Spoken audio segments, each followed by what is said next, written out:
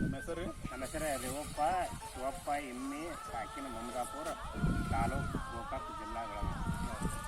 ಇದು ಕಬ್ಬು ಎಷ್ಟು ತಿಂಗಳದ ಸರ್? ಈ ಕಬ್ಬು ಇದು 3.5 ತಿಂಗಳು 4 ತಿಂಗಳು. ಇದಕ್ಕೆ ಏನು ಹಾಕಿರಿ ಸರ್ ನೀವು? ಇಷ್ಟು ಗೊಬ್ಬರ ಇದು ಗೊಬ್ಬರ ಹಾಕಿದ್ರಿ. ಯಾವ್ದು ಈಗ ಹಾಕಿಕೊಟ್ಟಿದ್ರಿ RPS ಹಾಕಿದ್ರಿ.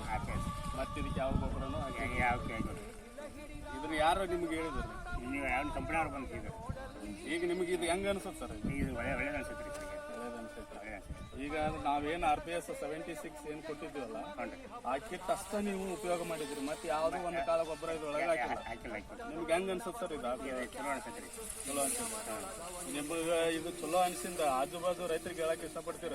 ಮಾಡಬೇಕಲ್ರಿ ಎಲ್ಲ ಈಗ ಮಾಡ್ತೀವಿ. ಈಗ ನಿಮಗಂತೂ ಓಕೆ ಆಗೈತಿ. ಓಕೆ ಆಗೈತೆ. ಓಕೆ.